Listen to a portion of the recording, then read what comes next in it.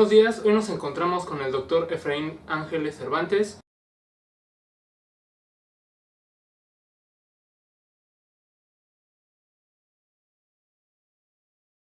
quien nos platicará un poco acerca de su investigación que está realizando sobre incendios forestales. Bueno, bienvenido y gracias por aceptar la invitación.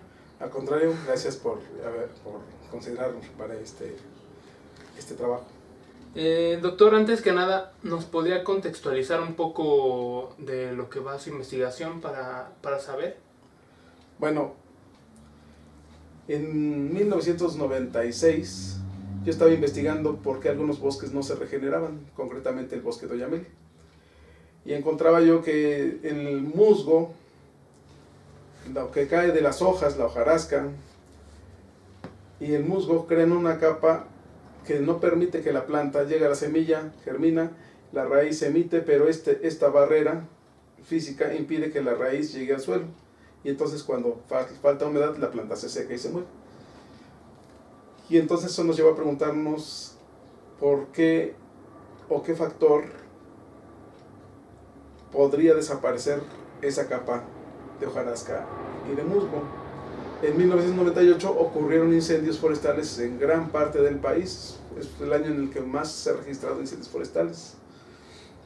Y eso nos llevó a tener la oportunidad de realizar la investigación de que si efectivamente los bosques requieren de incendios forestales para poder renovarse o regenerarse. Hay incendios que van a favorecer al bosque porque modifican ciertas propiedades del suelo, y hay incendios que son perjudiciales al bosque porque perjudican ciertas propiedades del suelo. Las preguntas ahora eran qué propiedades son afectadas, y en ese sentido es cuando estamos viendo que el factor que más afecta es la disponibilidad de agua. Doctor, ¿existe un factor además del humano? Porque sabemos que muchos incendios son provocados por fogatas o por descuidos de muchos campistas. ¿Existe algún factor aparte de esto que provoque los incendios?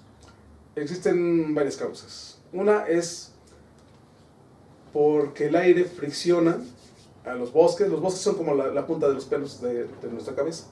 Y alguien fricciona y se genera una diferencia de cargas. Es cuando pasas un peine y lo pones ahí cerca de un papel y ahí se forman cargas.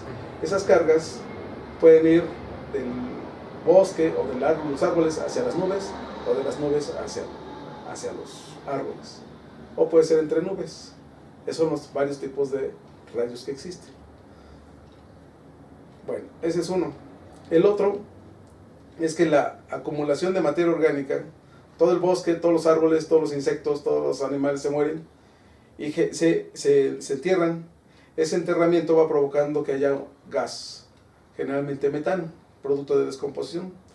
Ese gas metano, las partículas también comienzan, los átomos, las moléculas comienzan a friccionar. Pero si hay poquito, pues las moléculas están muy alejadas. Entre más concentración haya, más moléculas van a estar más cerca y van a friccionar. Esa fricción genera también chispas y genera una combustión que se llama anaerobia, es decir, sin oxígeno. Y es por la gran cantidad de materia orgánica que existe y el proceso de descomposición que genera metano.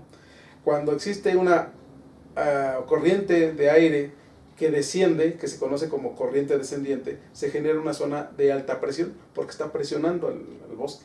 Y entonces esta alta presión hace que las moléculas choquen o se estén más cercas, interactuando y dan origen a estos incendios subterráneos.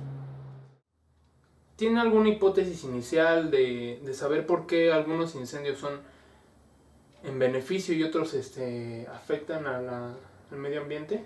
Cuando yo investigué los efectos de los incendios de 1998, encontraba que unos suelos se habían endurecido y otros no.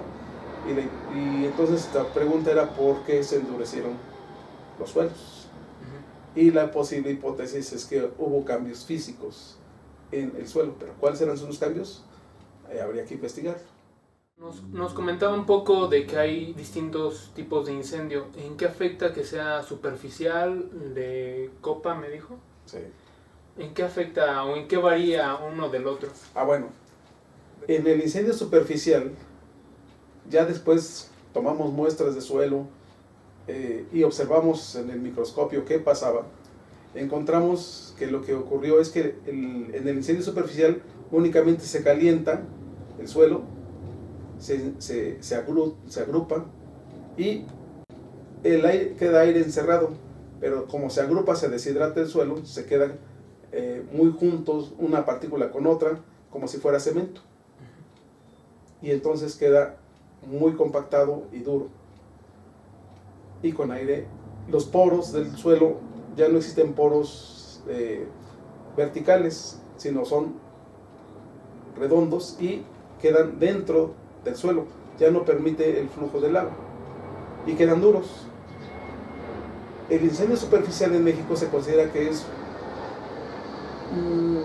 poco nocivo, que casi no causa daño. Sin embargo, esta investigación demostró que al cerrarse los poros, no permitir el paso del agua, no permite, se disminuye el espacio que hay entre las partículas del suelo, las raíces no pueden vivir, no pueden desarrollarse, no se capta suficiente agua, el bosque pierde su servicio ecosistémico de captar, infiltrar y hacer recarga de acuíferos. Eso ya se pierde y entonces se generan grandes corrientes superficiales que ocasionan inundaciones o deslaves en otros pueblos.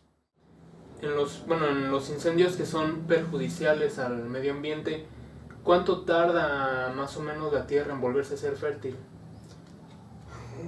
Después de un incendio superficial, a los 5 años, como ya hay menos agua, hay menos aire, hay menos espacio, se ha visto que aproximadamente en 5 o 10 años los árboles comienzan a morir. Y llevamos ya casi 20 años del incendio del 98 y no se ha visto respuesta. Existen unos reportes de que los incendios, de que suelos que fueron afectados por incendios, pues tienen más de 50 años y no vuelven a recuperar sus propiedades. En cambio, los incendios de copa, pues prácticamente al año, a los 2 años, vuelven a recuperar sus propiedades. ¿Nos podría hablar un poco acerca del método que utilizó en su investigación? Más que nada, para saber un poco cómo obtuvo la información, los métodos. Bueno, sabíamos que se puso duro, pero no sabemos qué o por qué, y qué había pasado en el suelo. Entonces necesitábamos obtener muestras inalteradas. Que se introduce un tubo de lámina, tiene que ser muy delgado para alterar lo menos posible el suelo. Se introduce ese tubo al suelo y después por abajo con una pala se saca esa muestra inalterada y se lleva al laboratorio, se deja secar y después se le agrega resina y esta resina se va metiendo en todos los espacios porosos y hace que el suelo se endurezca. Y ya después las podemos partir, pegarlas en un portaobjetos grande y comenzar a pulir esa muestra hasta que alcance el tamaño de una micra. Este tamaño de una micra es el tamaño que es el tamaño de una arcilla, y de esa manera nosotros podemos saber cuál es la composición del suelo, cuál es su porosidad, cómo están los poros, si están en forma vertical o están en forma horizontal. Cuando están en forma horizontal, aunque uno quiera penetrar agua en el suelo, no se infiltra o no recarga acuíferos. Si están de manera horizontal varios conectados, se puede saber cómo o a qué velocidad se puede infiltrar el agua y se pueden recargar los mantos acuíferos. Pero eso se llama el método de secciones delgadas y es utilizando resina poliéster. Y después de eso, saber si aquí hay menos poros, entonces debe haber menos infiltración. Se utilizó un permeámetro, haces en el suelo un hoyo un tamaño de volumen conocido. Ese tamaño de volumen conocido es similar al que está arriba, y entonces tú estás viendo desde arriba cómo se está yendo el agua. Y de esa manera puedes medir el efecto de esos incendios sobre la recarga de acuíferos y sobre sus propiedades. El otro método que se utilizó fue el de crecimiento de plantas. O sea, una vez que vimos, ahora vamos a ver si eso sí tiene efectos en plantas. Se tomaron estas muestras inalteradas y se procedió a sembrar semillas, a colocar semillas, y después a evaluar el crecimiento. Y vimos que efectivamente había diferencias en la germinación y en el crecimiento. Y después probarlo en otros tipos de suelos. Ya para terminar, ¿qué beneficios puede obtener, se pueden obtener de esta investigación que usted está realizando? Bueno, por ejemplo, ahora ya se sabe que no es necesario combatir varios incendios. Hay incendios que van a ser, bajo ciertas condiciones de los bosques, van a ser favorables para el desarrollo del bosque. Los bosques, cuando ya están viejos, todos envejecen, tienen que renovarse. Algunos tienen una capa de hojarasca y de musgos que solamente van a desaparecer con el incendio. Pero antes podemos darle un uso al musgo y un uso al suelo y darle un beneficio económico a la población en lugar de que se queme.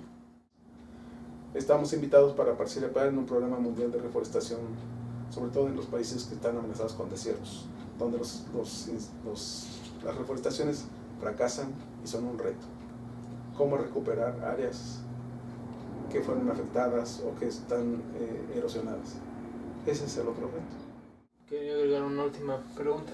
¿Existen organizaciones a nivel mundial y también aquí en México que se dediquen especialmente a investigar esto, o solo serían ustedes? Hay casos aislados. Son casos aislados, pero estamos agrupados y hay toda una sociedad del conocimiento del uso y manejo del fuego, en el que pues se aportan conocimientos, se ha generado un banco de información para varios tipos de bosques. Sin embargo, los suelos de México son muy especiales. Somos una mezcla de suelos volcánicos, de suelos derivados de sedimentos. Una gran parte del altiplano mexicano es sedimentario, otra parte son metamórficas, y eso ha llevado a que hay una gran variedad de suelos. Casi todos los suelos del mundo están presentes en México. Entonces el efecto de los incendios forestales en varios tipos de suelos falta por investigarse. Bueno, por mi parte eso sería todo. Muchas gracias por venir aquí a mi casa y por aceptar esta invitación. Les agradezco, y cualquier duda estamos en el laboratorio de la Ecología de Bosques e Hidrología de la Facultad de Estudios Superiores Zaragoza y de la Universidad Nacional Autónoma de México. Muchas gracias.